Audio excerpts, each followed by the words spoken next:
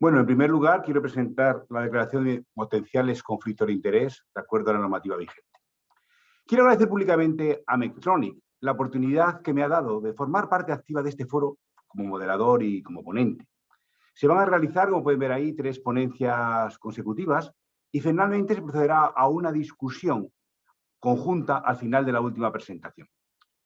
Creo que el planteamiento que se ha hecho es bastante atractivo y la pregunta en concreto sobre si hay que buscar nuevas alternativas terapéuticas, a mi personal modo de ver, constituye un auténtico desafío. En la primera presentación, yo personalmente voy a exponer de forma breve nuestro planteamiento a esta cuestión.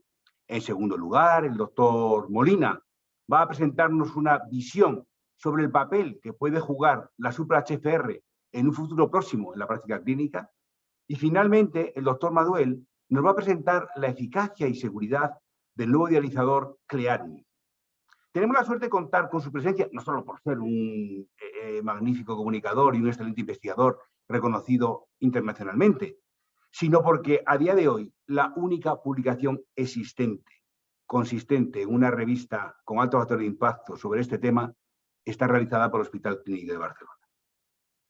Por otra parte, quisiera comentar que este foro está avalado por un nuevo grupo de investigación que se ha constituido recientemente, en concreto hace 2 meses, en julio de este año, cuyos miembros son el doctor Molina, que es el líder del grupo, la doctora Albalate, la doctora Huarte, el doctor Enríquez, la doctora Goicoechea, el doctor Maduel y yo mismo. Evidentemente, esto no es un grupo cerrado, está totalmente abierto a todos los nefrólogos que estén interesados en este tipo o modalidad de diálisis. Sin más preámbulos, vamos a iniciar el foro con la primera ponencia. Experiencia clínica en la combinación del alto cutoff y la absorción supra-HFR. Yo creo que esto es una diapositiva que a mi modo de ver siempre me ha parecido importante y esta es una diapositiva más moderna de hace un par de años. Si nosotros nos encontramos con un paciente en ERCA y le damos la noticia de que tiene una insuficiencia renal crónica que va a requerir tratamiento con diálisis, porque si no, sus posibilidades de sobrevivencia y calidad de vida son escasas, le podemos decir que tiene solución. Una mala noticia es que tiene usted un problema, una buena noticia es que tenemos la potencial alternativa para resolverle su conflicto clínico. El problema es que si somos honestos y hacemos una reflexión en voz alta, la verdad es que si este paciente no se trasplanta y va a permanecer en diálisis durante un largo periodo de tiempo, va a tener una supervivencia inferior al carcinoma de mama, de próstata o colorectal. Y esto es una gran realidad porque, aunque ahora hay una eclosión para intentar fomentar la hemodiálisis domiciliaria, tanto la peritoneal como la hemodiálisis, que a lo mejor pueden cambiar este foro, lo cierto es que no estamos hablando de una enfermedad rara. En estos momentos tenemos aproximadamente casi 3 millones de pacientes en diálisis y probablemente desde el 2010 a 2030 se va a duplicar. Están planteándose la posibilidad de que existan 5,4 millones de personas en diálisis. No solamente los que lo necesitan, si incluimos también los que van a requerir tratamiento renal sustitutivo, estaríamos hablando de unas cifras astronómicas. Y además, otra realidad es que en el momento presente, el 89% de los pacientes están recibiendo hemodiálisis. Y la hemodiálisis, bueno, yo creo que hay que ser también justos con la misma. Llevamos muchos años tratando a nuestros pacientes con esta modalidad terapéutica y hay que reconocer que es una terapia eficaz, es una terapia que mantiene a los pacientes vivos y en muchísimos casos hasta los 15, 20 años con una adecuada calidad de vida. Todos tenemos en la unidad de diálisis pacientes con más de 30 años en diálisis que están aceptablemente bien sin haber recibido nunca un trasplante. Pero sí que es cierto que tiene 3 connotaciones importantes. Esta técnica solamente demora parcialmente esta depuración de las toxinas urémicas producidas. Tiene un inconveniente de que no es una función continua. Y además, otro aspecto importante es que es incapaz de replicar las funciones biológicas del riñón. Por tanto, el resultado final del paciente va a depender de las complicaciones asociadas a esta uremia, de la sobrecarga de volumen, de las toxinas urémicas y del tratamiento, que no va a estar exento de efectos secundarios y connotaciones, como es el procedimiento de diálisis. Esto ha cambiado mucho. Hemos estado discutiendo durante mucho tiempo qué tipo de diálisis vamos a hacer. Yo creo que ahora, desde el trabajo del MPO en el 2009, se ha quedado establecido que la alta permeabilidad es superior a la baja permeabilidad. Pero es interesante ver cómo los estudios que se han realizado, este y otros posteriores, si lo utilizamos como conjunto, parece que la membrana no tiene efecto. Es cuando vamos a un subgrupo, a los pacientes diabéticos, la albúmina baja o cualquier tipo de condicionamiento, cuando en esos momentos el paciente se puede beneficiar de la alta permeabilidad. Probablemente porque cuando hacemos este tipo de estudios en pacientes incidentes, el problema es que no somos capaces de controlar otros factores que también condicionan la mortalidad, como son el tratamiento de la anemia, de la hipertensión arterial, del hiperpara, la hiperfosfatemia y un largo etcétera. Evidentemente es imposible controlar todos los factores y cuando se hace un análisis de intention to treat es muy difícil aislar el procedimiento única y exclusivamente, por ejemplo, en este caso la membrana. Pero hoy por hoy yo creo que está todo el mundo de acuerdo. Hay que tratar a los pacientes con membrana de alta permeabilidad. Ya a partir de la primera década de este siglo está perfectamente establecido. Si hay un problema económico, pues reservarlo para los que tienen la albúmina baja, que van a ser el 75%, los que van a estar mucho tiempo en diálisis y nunca se van a trasplantar, o los que son diabéticos. Sale el MPO y sale otra pregunta. ¿Ya está con la alta permeabilidad o le podemos añadir transporte convectivo? Sale el trabajo, el estudio de SOL, del doctor Maduel, que todo el mundo conoce y que ha marcado un hito en la historia de la terapia renal sustitutiva. Yo quiero citar este artículo que tuve el placer de compartir en la autoría con el doctor Maduel, que fue el líder del grupo, porque se analizó en un grupo importante de pacientes españoles, pacientes incidentes, el efecto de tratar a los pacientes con alto flujo o con un alto transporte convectivo. Y se pudo observar que había una mejoría de la supervivencia cuando los pacientes se trataban con un transporte convectivo elevado, por encima de los 21 litros. Si el transporte convectivo era inferior a estos 21 litros, el efecto no repercutía en la mortalidad ni la morbidad. Y esto es real life, esto es en nuestra población y por lo tanto yo creo que es un estudio muy importante. Aunque tiene el efecto negativo de que no es randomizado, pero añade la ventaja de que estuvo realizado con un propensity match cohort study. ¿Hemos acabado aquí? No, afortunadamente no. Ya hemos empezado a solventar el problema del bajo flujo. Hemos solucionado ya parcialmente el alto flujo. Nos hemos metido a la modificación online con sus particularidades. Y ahora de repente han aparecido otras nuevas membranas, las medium cutoff. Bienvenido, aquí no sobra nadie. Ahora estamos pendientes del estudio también en España. Estamos evidentemente en la cresta de la ola y somos un país pionero en el tratamiento de los pacientes urémicos en diálisis. Y estamos expectantes a que nos lo comunique la doctora de Sequera, que es la líder del estudio MOTHER, cuál es la aplicación y las ventajas que puede presentar esta nueva alternativa terapéutica. Lo que está claro es que este tipo de membranas o algunas membranas de alta permeabilidad no se pueden utilizar en transporte convectivo o no podemos utilizar dializadores con un alto cutoff porque traspasaríamos el famoso dintel o cribado de la albúmina, que a partir de este momento podíamos empezar a perder sustancias potencialmente beneficiosas que podían perjudicar la salud de nuestros pacientes. Hay un artículo que se publicó hace un par de años muy interesante. ¿Se puede pagar un precio para mejorar las toxinas urémicas de mediano peso molecular o unidas a proteínas a base de hipoalbuminemia? Mi contestación es no. Si nos fijamos en la síntesis de la albúmina y la síntesis de la homeostasis de la albúmina en la enfermedad renal crónica, todo es posible. No pasa nada por perder una pequeña cantidad de albúmina, siempre y cuando la síntesis hepática sea capaz de compensar esta hipoalbuminemia o esta pérdida de albúmina. Si esto no es posible, es peor el remedio que la enfermedad y es mejor no perder albúmina, porque esto evidentemente tiene que darse claro, es un límite que no podemos traspasar, una línea roja que no se puede perder de vista.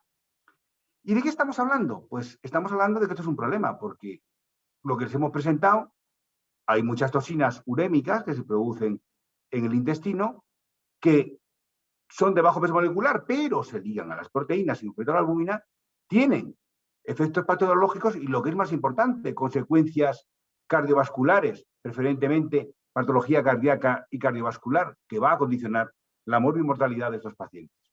Por tanto, estas toxinas urémicas pueden jugar un papel. Y además, estos no son dos estudios publicados por nosotros el año pasado, en el 2020, son estudios de laboratorio, pero me parece que son importantes. En uno se analiza la inflamación, la senescencia en los microRNA en CKD. Y bueno, esto es simplemente una diapositiva representativa, si por el corto espacio de tiempo que tengo para la presentación no voy a hablar más de ella. Se puede ver como microvesículas generadas por los monocitos, tratadas con toxinas urémicas, inducen una senescencia precoz y un incremento de los marcadores osteogénicos de las células vasculares lisas. Y lo que es más importante, que estas microvesículas generadas en células endoteliales, en este caso Hubbard, Cuando se tratan con estas toxinas urémicas como el pecresol, interfieren con la reparación endotelial e incrementan la senescencia.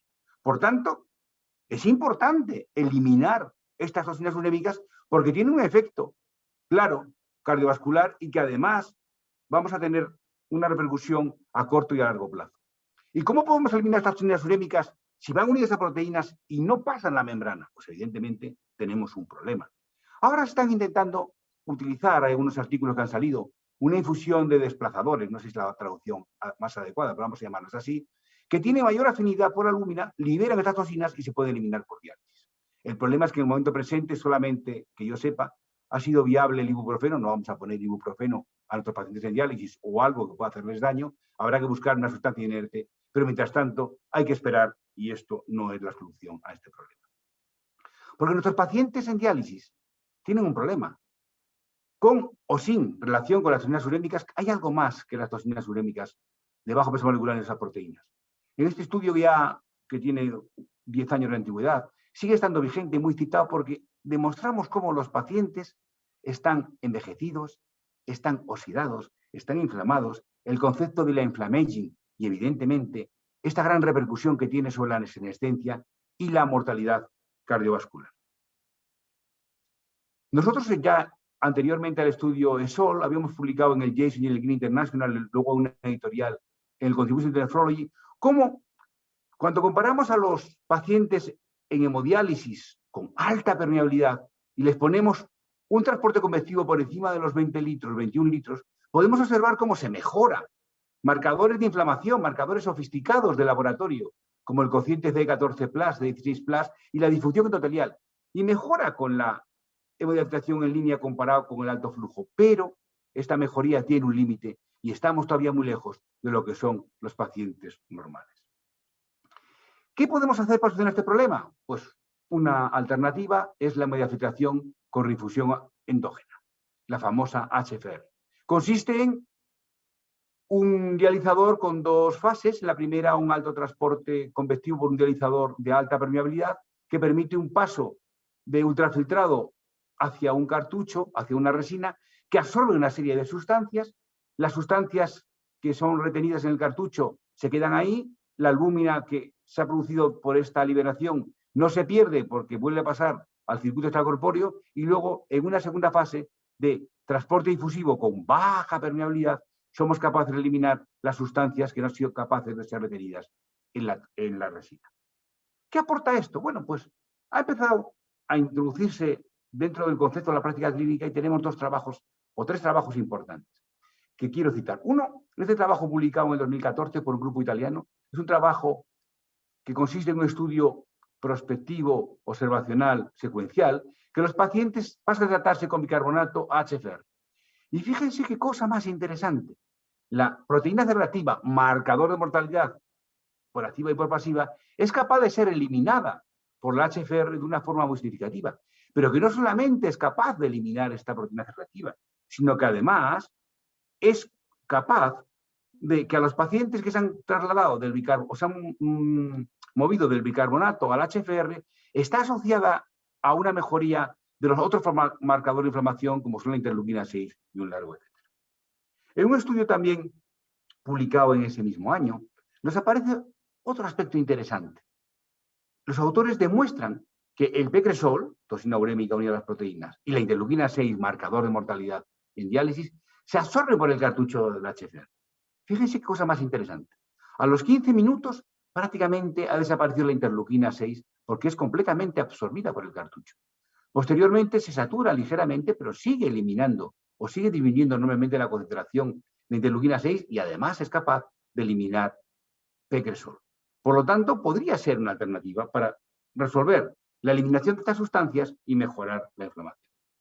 Nosotros, con estos datos ya analizados, en un estudio con HFR en una población que nosotros denominamos población de sujetos sanos en diálisis, lo que los ingleses denominan el Healthy Dialysis Population. Consiste en una población de pacientes que estaban sin ninguna inflamación clínica establecida, con una proteína C reactiva y una albúmina dentro del rango normal y que se van a dializar en un estudio A-B-A-B y se va a comparar la HFR con el transporte convectivo de la modificación en línea de más de 22 litros, o que se considera el gold estándar terapéutico. Y fíjense cómo, cuando están con la HFR comparado con la membrana de alta permeabilidad, mejoran espectacularmente cocientes sofisticados de inflamación como el C14+, C16+, o C14++, C16+, marcadores de mortalidad y de patología cardiovascular en la población con enfermedad renal crónica. Y mejoran espectacularmente, empeoran con la online, mejoran con la HFR y así sucesivamente. Pero a pesar de este beneficio potencial, todavía siguen estando muy lejos de la población normal que está representada por esta línea en gris.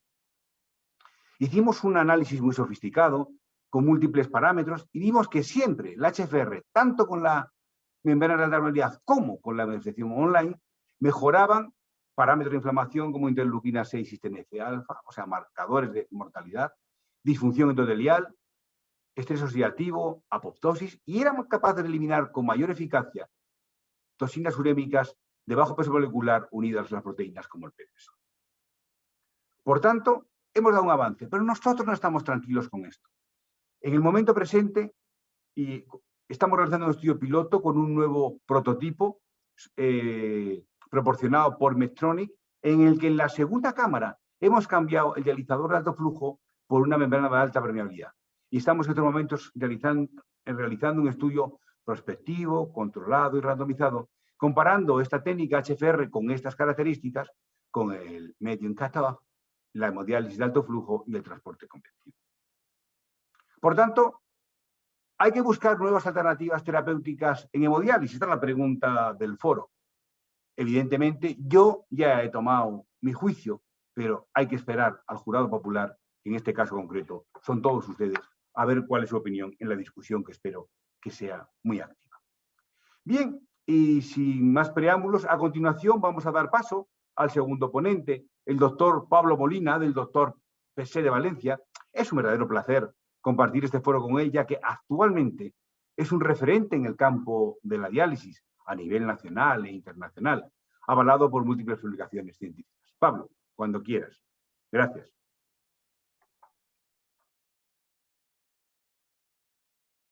Muchas gracias, Alejandro, por la presentación. La verdad es que es para mí un honor poder estar aquí entre estos dos ponentes de máximo nivel. Y quería empezar pues dando las gracias a Medtronic por la oportunidad y la confianza que me han dado de poder estar aquí, especialmente a Federico, con el que hemos estado trabajando pues realmente en los últimos años. Lo que venía a comentar, tras la excelente presentación del doctor Martín Malo, es qué podemos dar una vez tengamos implementado el HFR Supra. Estos son mis conflictos de intereses. Y para ello quería hacer en estos 12-15 minutos que tenemos, en primer lugar, hacer una reflexión un poco personal sobre la técnica después de estar 2 años trabajando en el mundo real. A continuación, ver cómo se comporta en la práctica clínica este tipo de técnica y, como hemos comentado, intentaríamos dar algún paso más allá, que sería el paso definitivo, combinando perfectamente los 3 mecanismos de difusión, absorción y convección. Bueno, como ha comentado el doctor Martín Malo, pues esta técnica, denominada hemodiafiltración, con reinfusión endógena del ultrafiltrado, pues en realidad consta como de 3 partes. En primer lugar hay un filtro de 0,7 metros cuadrados, que su QF es verdad que es de 33, con lo cual se considera de alta permeabilidad. A continuación, una parte del ultrafiltrado del plasma pasa a esa resina, donde sufre el ultrafiltrado un proceso de absorción y es devuelta esas proteínas a un filtro de 1,7 metros cuadrados que es de baja permeabilidad. La verdad es que cuando la primera vez que lo presentas ves los QFs, te quedas un poco así preocupado, ¿verdad? De decir, bueno, quizá no sea la convección no sea tan potente, pero realmente lo que, digamos, hace diferente a esta técnica es que utilizando unos flujos que pueden no ser muy altos, de 300 mililitros minutos de sangre, y obteniendo solo unos 12 litros que dicen de ultrafiltración, aunque realmente no es como una hemodiafiltración en línea, sino que se refiere a la parte del volumen que pasa a través de esa resina y sufre un mecanismo puramente absortivo, pues bueno, uno se da cuenta de que es esa resina la que hace diferente a esta técnica. Y es verdad, y es un artículo que ya se ha comentado porque es realmente crucial, en el que se demuestra que efectivamente esa resina, creada de una manera pues más o menos empírica, pues tiene una especial afinidad por distintas toxinas que pueden ir a un rango en el cual ni la difusión ni la convección normalmente es suficiente. Este estudio, que estudiaba a 12 pacientes en hemodiálisis inflamados, pues bueno, era muy interesante porque recogía, ahí donde están las dos agujas marcadas, las dos jeringas, una toma de muestras de interleuquina 6 y de pecresol sulfato como paradigma de una toxina ligada a proteínas, y lo que observaba era ver qué pasaba en esa resina, cómo se comportaba. Y efectivamente, como podéis ver, desde el primer momento, desde los primeros 15 minutos, se producía una disminución a la salida de la resina, tanto de los niveles de pecresol como de interleuquina 6. Es decir, que el pecresol y la interleuquina 6 realmente estaban siendo absorbidas por el cartucho, la resina. Pero es que esa capacidad de absorción se mantenía durante las 4 horas de la sesión, sugiriéndonos pues que esa capacidad no se satura en una diálisis, en una duración habitual de 4 horas de diálisis. Sin embargo, mi atención radica, o donde quiero llamar la atención es que para conseguir esto lo que tenemos no es una simple membrana inicial de alta permeabilidad. No es una convección como tal, sino que podríamos decir que hace casi una plasmaféresis de parte del flujo de sangre para concentrar bien el componente plasmático y así que la resina sea más eficaz a la hora de atraer toxinas que se unen a las proteínas. Así es que, en mi opinión, esa membrana en realidad, ese primer filtro no es de alta permeabilidad, sino que es de súper alta permeabilidad, es de alto cutoff. Y que, por tanto, más que una hemodiafiltración con reinfusión endógena, quizá valdría la pena hablar de una hemodiálisis absortiva con reinfusión endógena del ultrafiltrado. Claro, nos surgen entonces dos preguntas muy clínicas. ¿Estas ventajas de la absorción compensan una menor convección? Porque al final nos encontramos absorción y un filtro de baja permeabilidad. Y la siguiente sería, ¿podemos hacer realmente absorción sin renunciar al transporte convectivo? Bueno, pues para intentar resolver estas dos preguntas, pues en primer lugar lo que hicimos fue ver cómo nos ha ido en la práctica clínica real. Y bueno, nosotros llevamos casi ya 2 años, acabamos de cumplir 2 años de experiencia con esta técnica. A lo largo de estos 2 años, es verdad que no ha sido fácil con toda la pandemia por medio, pero hemos mantenido a 17 pacientes que ya venían de hemodiafiltración en línea, la mitad prácticamente hombres y mujeres, una edad media de 64 años y con larga permanencia en diálisis. Y lo que hemos hecho es recoger prospectivamente los datos antropométricos, clínicos, durante ese primer año de tratamiento. Les presento a continuación por primera vez este primer corte que hemos hecho. De los 17, 8 ya han cumplido a los 12 meses, uno lo hemos perdido a los 6 meses, pero por trasplante, y el seguimiento medio, bueno, no es muy alto, es de 8 meses, pero bueno, seguimos recogiendo datos. La mayoría de los pacientes llevan fístula, hacen todos excepto una 3 sesiones a la semana, que la que hace 4 hace 3 horas y media y el resto hace entre 4 y 4 horas y media. Bueno, damos un flujo más alto de sangre a la bomba, de lo, digamos, más académico en esta técnica, y así conseguimos una media en estos 2 años de casi 15 litros de reinfusión del ultrafiltrado por sesión. Lo primero que quiero destacar es la buena tolerancia y aceptación por el paciente. Realmente subjetivamente se encuentran mejor, hay menos astenia postdiálisis, pero ¿qué ha pasado con los datos fundamentales? El primer dato es el estado nutricional. Para mí esto es realmente lo más importante. Bueno, pues el peso seco y la ingesta proteica se han mantenido estables, los niveles de albúmina han aumentado discretamente, aunque sin ninguna significación estadística, la N es muy limitada, y lo más importante yo creo es que la masa magra pues se ha estabilizado, y sabemos que esto en diálisis es complicado, no siempre es fácil de hacer, o sea que estamos contentos en este sentido. En cuanto a la anemia, pues la hemoglobina y las necesidades de EPO, como podéis ver, pues se han mantenido estables, no han habido cambios ni en una cosa ni en la otra. En cuanto al metabolismo óseo-mineral, pues estamos viendo cómo los pacientes presentan un descenso que no alcanza la significación, pero es posible que conforme aumente el tiempo y la N sí lo alcance, con niveles que están entre 4 y 4,5 hacia el final del primer año de tratamiento. Y los niveles de PTH, pues como podéis ver, pues no se han modificado, manteniéndose en un rango óptimo. En cuanto a la dosis de diálisis, pues aquí sí que veíamos, yo creo que un pequeño descenso del KTV de 0,1 punto, pero bueno, sin alcanzar significación, y sí que la beta 2 pues subía a unos entre 1 y 2 miligramos litro, los niveles basales, lo que yo un poco esa tendencia me alerta un poco de si no estamos pagando a lo mejor un pequeño precio al utilizar un último filtro de bajo flujo. Así es que el paso que podemos dar de entrada es intentar cambiar ese segundo filtro difusivo de baja permeabilidad por un alto flujo. Y eso es lo que os voy a comentar en los próximos 2 minutos.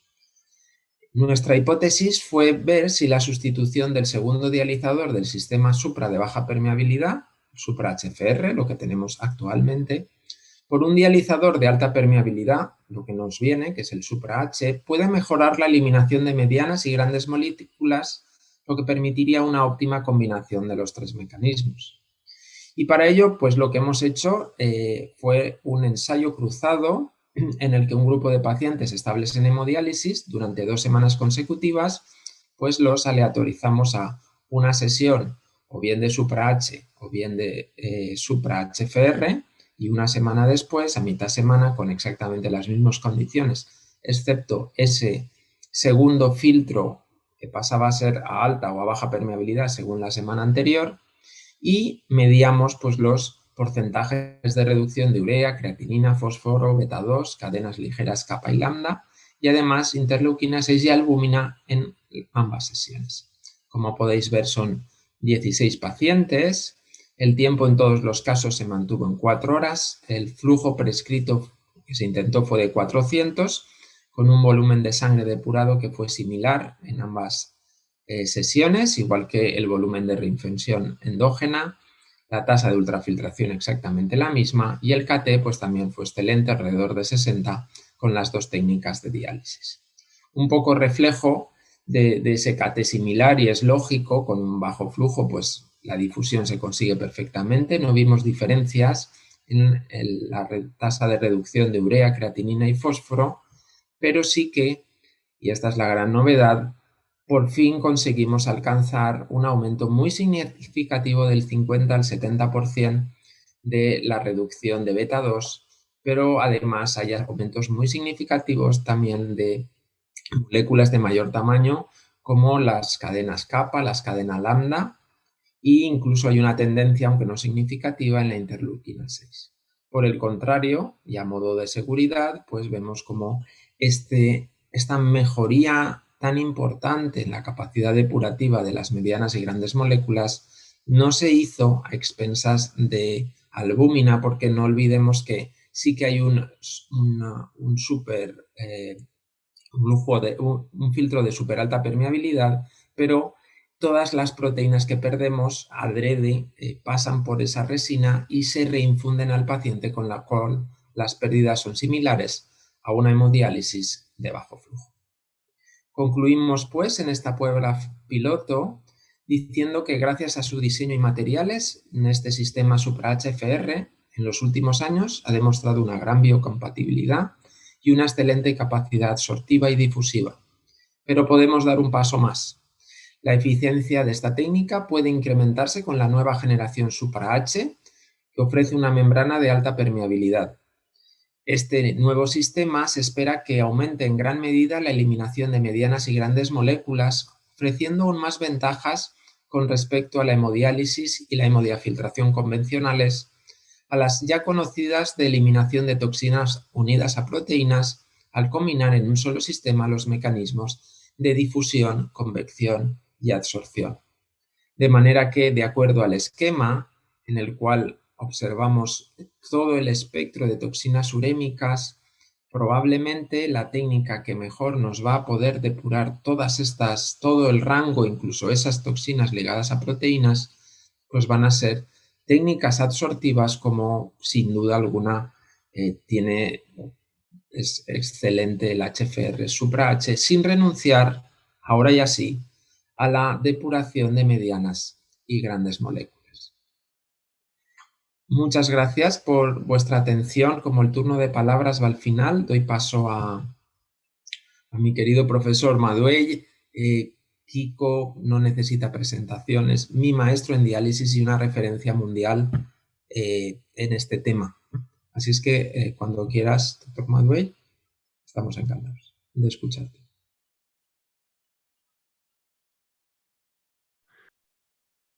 Hola, buenos días o ya buenas tardes. En primer lugar, pues quisiera agradecer a la Sociedad Española de Nefrología y a Medtronic por la posibilidad de participar en este simposio.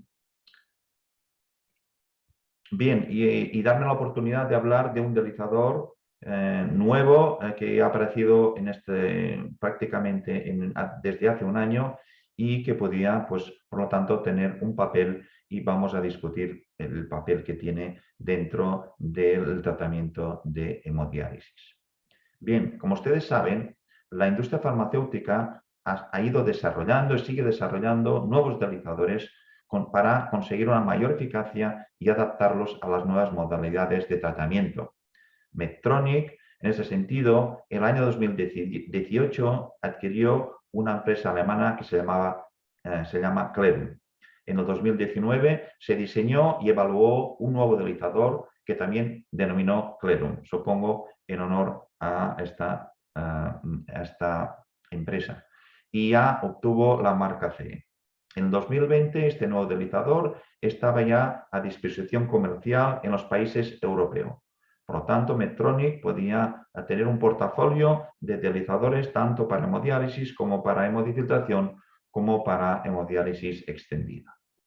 Bien, ¿cuáles son las características de este dializador?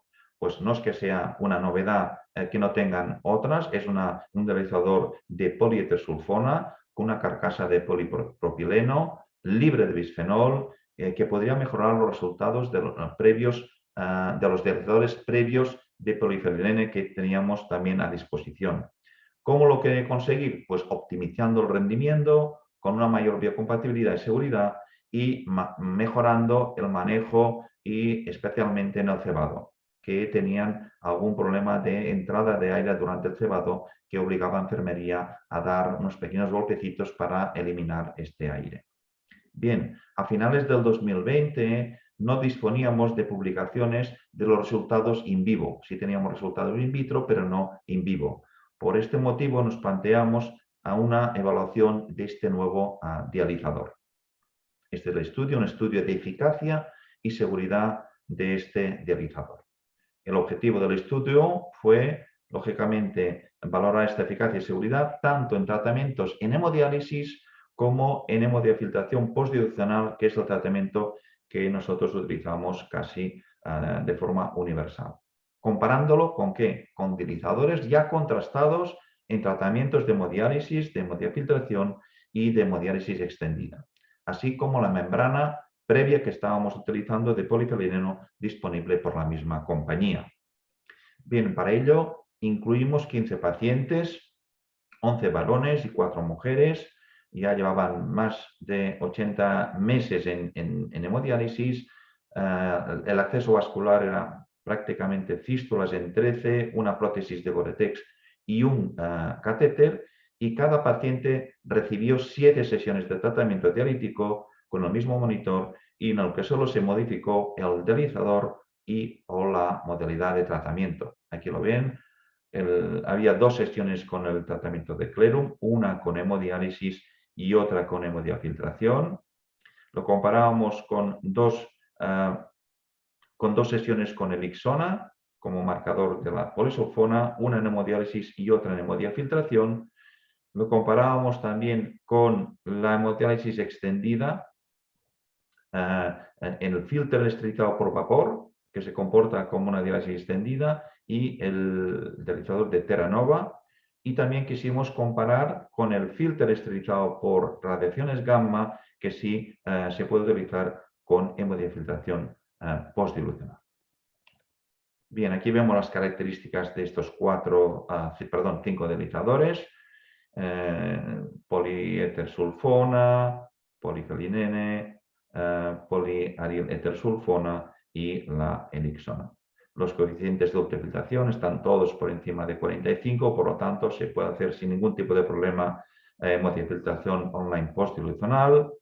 Las características de grosor de pared, diámetro interno, el coeficiente de cribado, fíjense ustedes ya, el coeficiente de cribado para la beta 2 ya es muy elevado en prácticamente todos, el 0,9, 0,8, 0,9 hasta 1 tienen los dializadores de medio cutoff, pequeñas diferencias en el coeficiente de cribado de la mioglobina y todos con una seguridad en cuanto al coeficiente de cribado de albúmina, con una superficie muy similar de 1.7 a 1.8.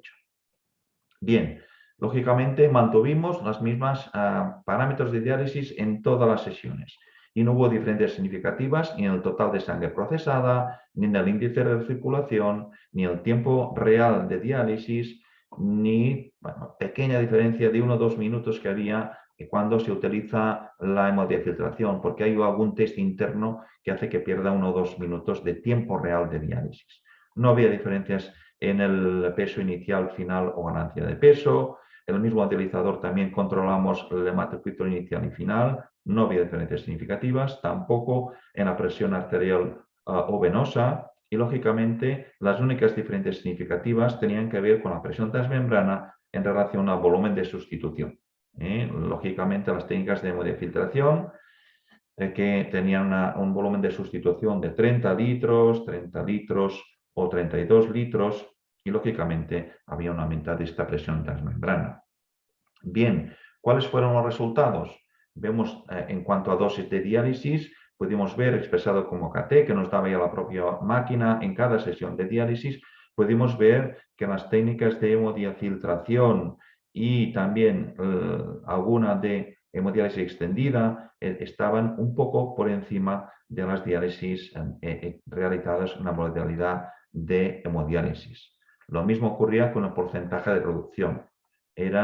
Estas membranas utilizadas en hemodiafiltración tenían un ligero incremento en comparación de la hemodiálisis. En porcentaje de reducción estamos hablando de un 2, 3% que realmente no tienen ninguna repercusión clínica. Lo mismo en cuanto a la creatinina.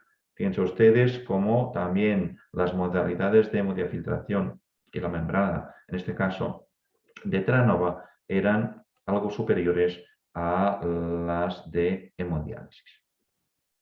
Bien, pero las diferencias importantes las tenemos que ver en moléculas más grandes. Fíjense ustedes ya la beta 2, ya nos vamos a 12.000 Daltons.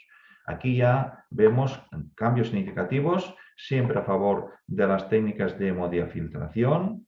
Vemos diferencias también en la hemodiálisis extendida y vemos que la beta 2 hay un 77, 73, 75% en estas 3 diálisis y este salto cualitativo ya nos vamos a por encima del 80% con estas membranas.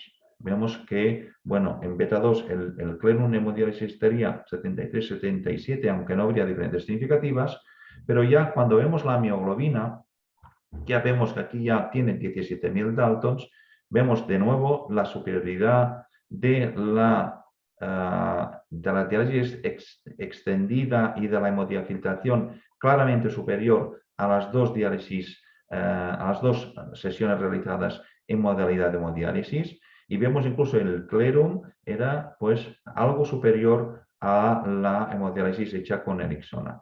44 versus 54%. Y este salto cualitativo de 54 ya nos vamos prácticamente en 70 con medio cutoff y nos vamos ya a 73, 77 con hemodiafiltración.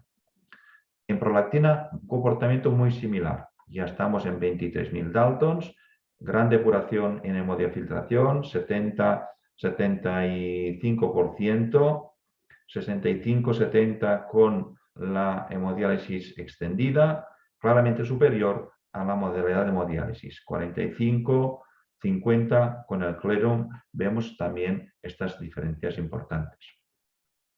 Aunque son pocos pacientes y son datos no publicados, sí vemos diferencias en cuanto a la depuración de las cadenas ligeras kappa, 22.000 tantos, y esta es la fracción libre que nos miden en el laboratorio. Vemos superioridad de la hemodiafiltración online postdilucional, muy similar a la expandida y también con un salto cualitativo con respecto a la modalidad de hemodiálisis. Ya por encima de 30.000 Daltons ya es más difícil depurar estas moléculas. Fíjense ustedes, si se depuran un poco más con la hemodiafiltración, entre el 20 y el 25%, muy similar a la hemodiálisis expandida, y estas 5 sesiones pues serán superiores a la hemodiálisis, que la depuración era del 6 y en estos nuevos dializadores Clerum que podía llegar incluso hasta el 12%.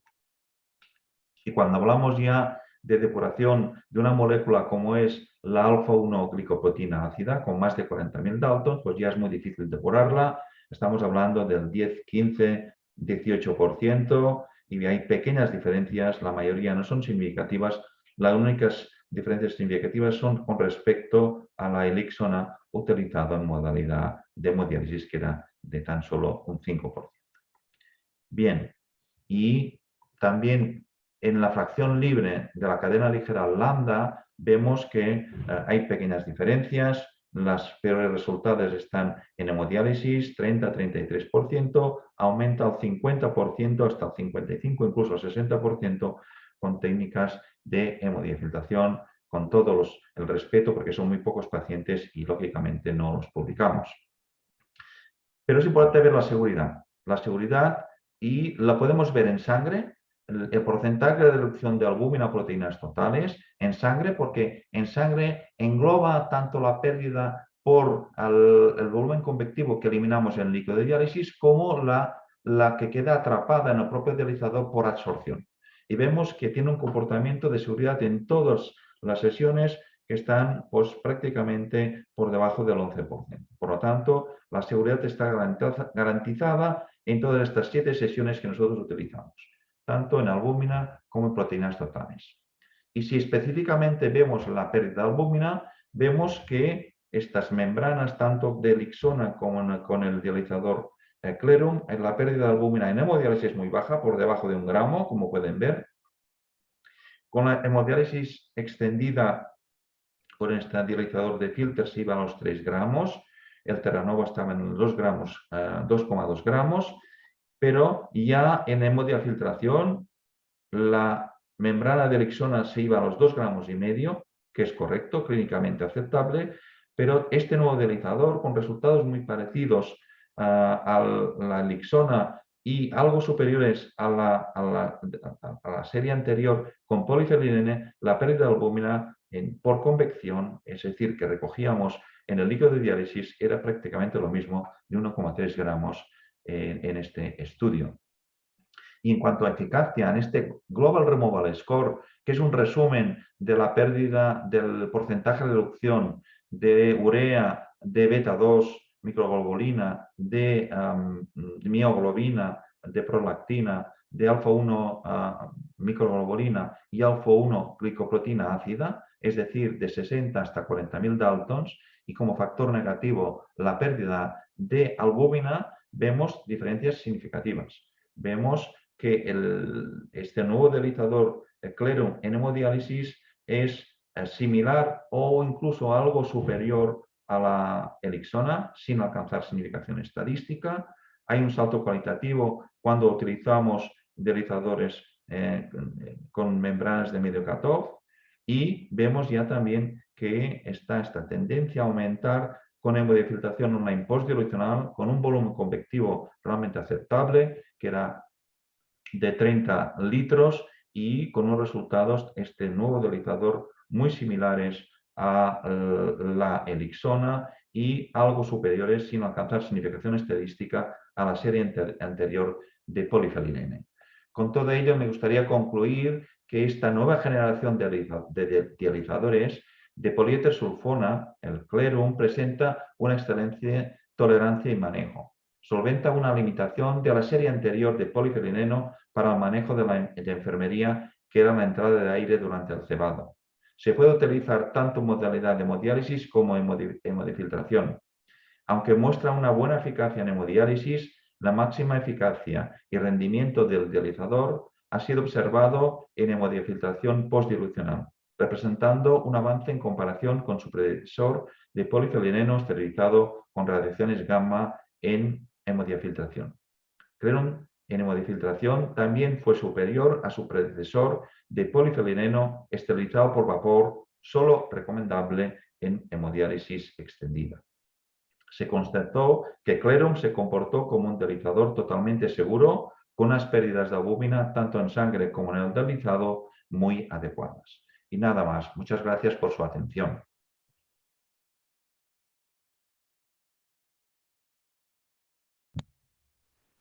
Muy bien, pues muchas gracias a los ponentes que han compartido conmigo esta mesa. Queda abierto el turno de preguntas. Vamos a ver si hay alguna pregunta que hayan realizado en el chat. Está abierto. Yo creo que invitamos a todos los oyentes a participar en el mismo. Creo que es muy interesante. Bueno, y mientras vamos planteándonos estas cosas de que entren las preguntas de la audiencia, a mí me gustaría comentar, bueno, yo creo dos preguntas, una a Pablo y otra a Kiko. Pablo, está claro que tu experiencia con el alto flujo en la HFR, con la H, da un salto cualitativo. Nosotros estamos haciendo un estudio a ese respecto, todavía no tenemos datos concretos, pero no solamente me ha ilusionado el incremento de la beta-2M, sino que probablemente esto lleva condicionado el aclaramiento de otra serie de sustancias mucho más importantes. ¿Qué opinas de eso? Sí, es verdad que beta-2 es lo que más se usa en la clínica, pero nosotros hemos analizado varias cosas. También tenemos datos incluso de Pecresol, que no los he podido presentar porque todavía no los tenemos, los resultados definitivos, pero yo creo que efectivamente lo que hemos visto es que sube el porcentaje de reducción de beta-2, ya es acorde a pues, una técnica, digamos, convectiva. Pero por otro lado también vemos mejoría respecto a toxinas de mayor tamaño molecular, como hemos comentado, de cadenas kappa y lambda. O sea que yo creo que sí que vamos a encontrar una mejoría en toxinas de más tamaño molecular y que eso probablemente se traducirá en un beneficio clínico en nuestros pacientes. Muy bien. Iba a hacer otra pregunta a Kiko, pero es que ha surgido ya una en el chat. Yo creo que esto es mucho más importante que lo que iba a preguntar yo. La pregunta la hace Patricia Sequera, nuestra insigne presidenta. Bienvenido al foro. Y hace dos preguntas muy interesantes. Bueno, primero nos da la enhorabuena. Muchas gracias, Patricia. Magníficas ponencias. Y al doctor Molina le quiere preguntar si la HFR Supra, ¿en qué pacientes se benefician de esta técnica? ¿Cuáles son las indicaciones? Bueno, yo creo que lo que hemos aprendido con los trabajos en la última década, ¿no?, de hemodiafiltración en línea es que precisamente, o incluso con el MPO, que son para ver resultados en el efecto exclusivo de una técnica de diálisis, porque los pacientes pues, tienen varios frentes que atender.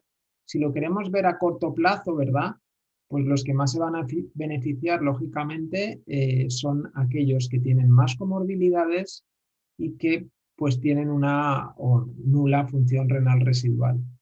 Ocurre como en los primeros años como de filtración en línea. Ojalá podamos tener esta técnica más expandida, o sea, que llegue a más pacientes, pero mientras, como mantenemos un número limitado de monitores, en este sentido, pues realmente se lo estamos ofreciendo básicamente a pacientes relativamente jóvenes en diálisis pues entre 60 y 65 años con mucha comorbilidad, y también a pacientes que van a presentar larga permanencia en diálisis y que van a tener más jóvenes y que van a tener dificultad en el trasplante.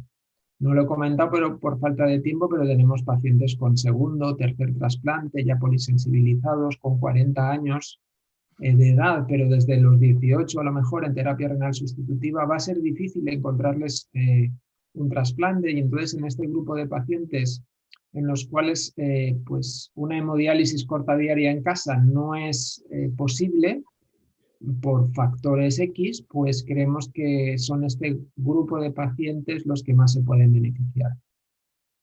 Muy bien. Y también la doctora Esequera pregunta al doctor Maduel, dice, ¿cómo se explica que la pérdida de albúmina con filter sea mayor en hemodiálisis extendida que en hemodialización online? Sí, muchas gracias, Patricia, por la pregunta, porque la pérdida de albúmina, cuando hablamos del filter, es el filtro esterilizado por vapor. El filtro esterilizado por vapor, este se comporta como una membrana de medio cutoff. Entonces, se comporta como si fuera pues, el Terranova. En cambio, cuando está esterilizado por radiaciones gamma, en este caso se puede utilizar con una hemodiafiltración en línea, entonces aquí la pérdida de albúmina es muy inferior de este gramo 0,3 que he comentado. Entonces es importante identificar este tipo de filtros. Y a raíz de esto a mí me sale una pregunta a los otros dos ponentes, si me permite el moderador, que Permitido. es porque como me ha llamado mucho la atención, yo no tengo experiencia con HPR como tenéis vosotros, pero sí me ha llamado la atención y me parece muy interesante esta sustitución de un deslizador de bajo flujo por un deslizador de alto flujo. Y entonces, un poco nos estamos acercando, ¿no? A mí me gustaría ya conseguir la máxima beneficio de este segundo deslizador o utilizándolo como una hemodiafiltración online postdilucional, si fuera posible, y si no, para no complicarlo tanto, sería a lo mejor utilizar una membrana de medio cutoff. Entonces, tendrías casi los mismos resultados que podría tener la filtración, porque no sé si con la técnica de Supra H era un deslizador de alto flujo, ¿verdad? Pero no era una membrana de medio cutoff, si no lo he entendido mal. Vale, vamos a intentar contestar brevemente porque hay varias preguntas aquí que quiero que se comenten en el foro. Yo simplemente comentarte que estoy totalmente de acuerdo contigo y ahora Pablo tenga más experiencia. Los resultados que yo tengo todavía son muy preliminares, pero sí que lo hemos pensado, porque quizás lo ideal sería añadir el transporte convectivo a la segunda parte o intentar mejorar la resina. Pablo, ¿tú qué opinas brevemente para dar? Sí, yo creo que si consiguiéramos dotar a ese segundo dializador de alta permeabilidad, pues de mayor volumen convectivo, pues los resultados serían mucho más óptimos. De hecho, el monitor tiene una tercera bomba y ya lo hemos comentado para ver si realmente es factible realizar esto sin complicar demasiado la técnica. Hay otra pregunta de Victoria que nos dice que es muy interesante todas sus exposiciones y hace una pregunta muy importante. Dice, para un paciente joven que no es candidato a trasplante renal con enfermedad cardiovascular universal, ¿qué técnica emplearían? Kiko, Pablo, que queráis de los dos o los dos. Bueno, yo empiezo con los que estamos utilizando, si te parece, Pablo, y yo creo que yo recomendaría la técnica, cada uno dependiendo de sus posibilidades, la técnica que te aporte máxima eficacia depurativa y siempre dentro de un marco de seguridad. En mi caso, pues yo te recomendaría, si puedes ir a una técnica convectiva, utilizando los deslizadores de última generación que te den los resultados más óptimos, siempre y cuando que esta pérdida de albúmina te mantenga dentro de estos márgenes de seguridad. O también lo segundo que está más próximo sería una hemodiálisis de medio cutoff. Y si tuvieras la oportunidad, porque no es ampliamente utilizado, pues la HFR está demostrando con tener unos resultados, como ha mostrado muy bien Pablo y Alejandro, pues que se están acercando o incluso puede superar en algunos aspectos de inflamación, de depuración de pequeñas moléculas unidas a proteínas que podría estar igual o incluso superior a la hemodiafiltración. No sé si, Pablo, ¿quieres añadir algo más? Muy brevemente, lo único que añadiría yo es, a lo mejor, estoy absolutamente de acuerdo con Kiko, en cuanto a hacer la diálisis en centro, pero si tenemos a lo mejor la oportunidad de hacerla en casa y así conseguir aumentar la frecuencia, tú bien has descrito, ¿no?, cómo la frecuencia al final es fundamental, el tiempo y la frecuencia, o sea que existe también la posibilidad de hacer en este paciente joven con larga expectativa de vida y que queremos optimizar la calidad de vida, la posibilidad de una diálisis corta diaria en domicilio. Sería, digamos, el cuarto punto que le podríamos ofrecer. Muy bien, me alegra que seáis breves porque tenemos varias preguntas en el chat que van saliendo. Eso quiere decir que hemos suscitado al menos la inquietud de la audiencia, que eso me encanta. Soraya Abad Estebanez pregunta, bueno, primero nos da las buenas tardes, le enhorabuena por las charlas, muy interesantes y novedosas. Y la pregunta es para el doctor Molina. Dice, ¿no sería más interesante la posibilidad de un filtro de saturación más grande? En nuestra experiencia, parte de la eliminación de beta 2 es en el cartucho. Sí, es cierto. Lo que pasa es que hay evidencia de que el cartucho de beta 2 que el cartucho de resina es capaz de hacer absorción de medianas moléculas. Lo que pasa es que los resultados clínicos, hay un trabajo publicado ya hace tiempo, al final observa que con esta técnica pues podemos conseguir reducciones de alrededor del 55%. O sea que parece que el beneficio de la resina yo creo que es fundamentalmente a esas toxinas ligadas a proteínas, pero que luego nos limita o nos puede lastrar bastante el hecho de utilizar un bajo flujo como segundo filtro, como segundo escalón. O sea que yo creo que, hombre, lo ideal es optimizar todo, pero que si queremos subsanar ese pequeño déficit que puede haber en la eliminación de medianas moléculas, lo más factible y lo que ya tenemos ya, quiero decir, es inminente que esté en el mercado Supra H, sería la opción de mejorar el segundo filtro hacia la alta permeabilidad.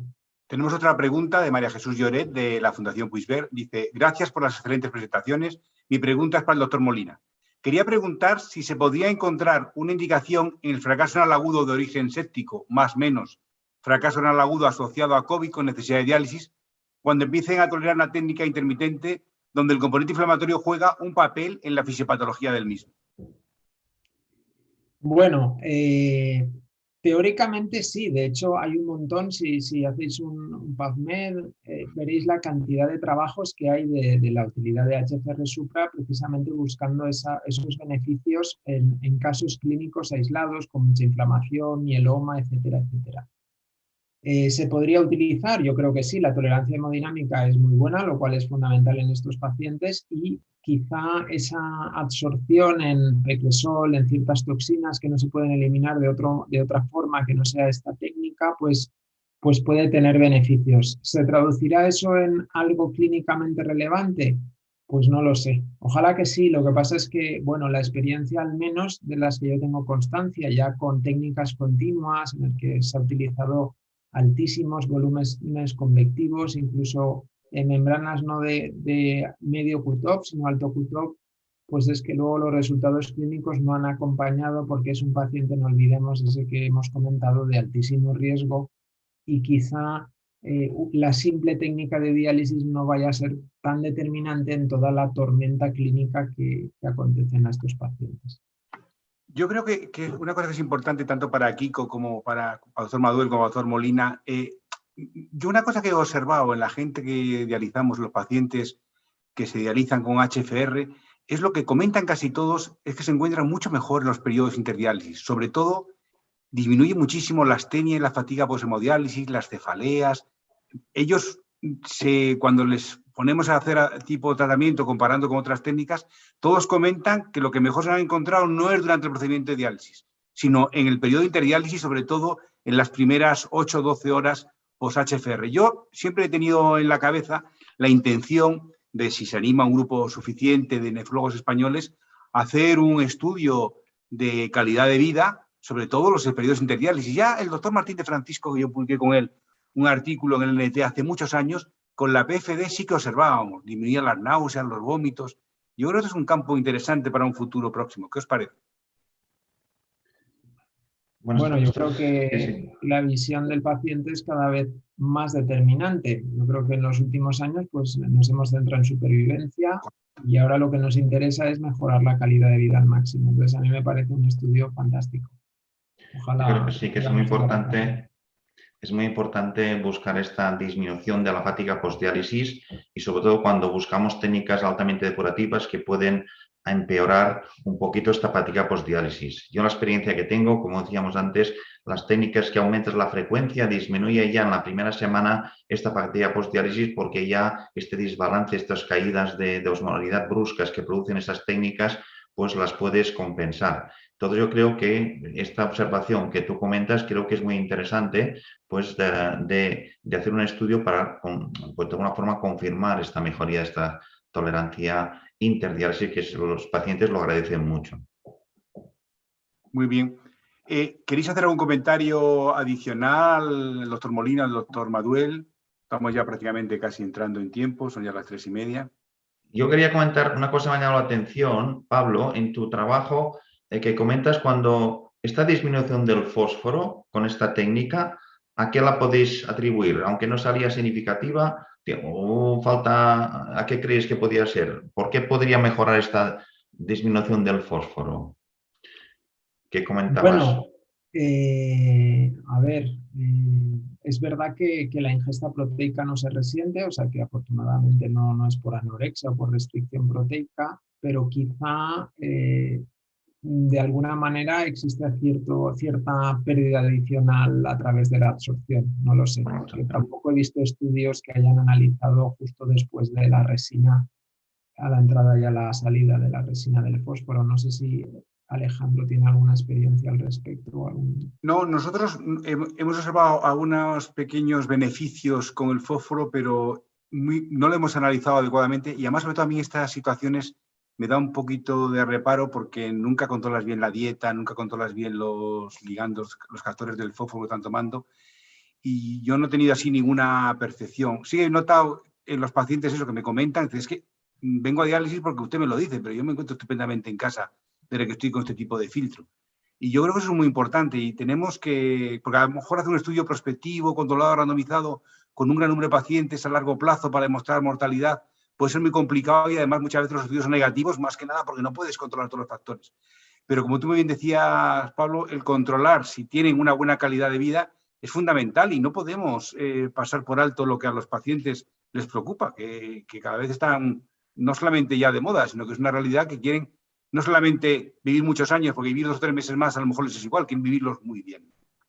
Bueno, pues yo creo que si no hay más preguntas o no queréis hacer ninguna otra intervención, estamos justo en tiempo, pues quizás agradecer a los dos magníficos ponentes que me han permitido compartir esta moderación y que yo creo que ha sido un foro, a mi modo de ver, interesante, que además ha generado preguntas y sobre todo lo que es más importante, que puede generar en nuestros pacientes. Pues sin más, muchísimas gracias a los dos y a todos los nefrólogos que se han unido a esta sesión y sobre todo a Medtronic por habernos permitido realizar este foro de la industria. Muchas gracias y buenas tardes.